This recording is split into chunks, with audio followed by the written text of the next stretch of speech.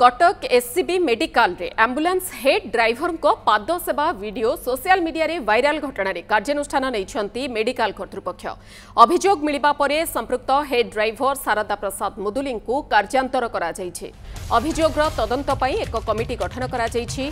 आज ए घटना को नहीं मो कटक सुरक्षा मंच पक्षरु एससीबी अधीक्षक कार्यालय आगे विक्षोभ प्रदर्शन करा जायछि।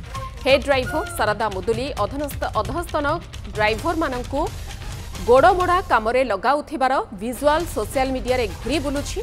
एभली सेवा न कले ड्राइवर मानकु ड्यूटी दिया जाउ नथिबा भली संगीन अभियोग होइछि।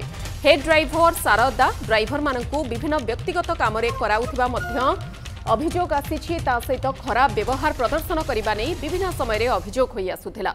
ठिकारे ड्राइवर नियुक्ति पई मध्य हेड ड्राइवर लांच नेउथिबार अभियोग होइछि।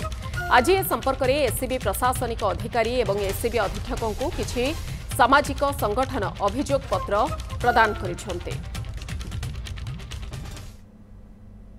हेड ड्राइवर से आउ जन ड्राइवर को कहते गोड़ मोड़िया एवं तांको धमक दौरान सदा बेले जे तमें जदि मोर घसामड़ा न कर तुमको ड्यूटी दि जाव नहीं सदा बेले धमक दौरान तुम आबसेंट पकईबी तुम आम गोटे डिमांड करूँ चाकरी बहिष्कृत करा जाऊ एवं तांको तुरंत 24 घंटा भीतर जदि बहिष्कृत न करेंगे ताले आमे राजरास्ता रे अनशन रे बसिबू। हेड ड्राइवर जो अच्छा शारदा प्रसाद मुदुली सी अन्य ड्राइवर मानू एवं हेल्पर मानू गोड़ घसई दवा गोड़ घसवा द्वारा कहते मुंड चिपी दियो देह हाथ चिपी दियो जनगहलीपूर्ण स्थान जोटी मानव अधिकार जड़े कर्मचारी गोटे मनीषर मानव अधिकार क्षुण्ण होची।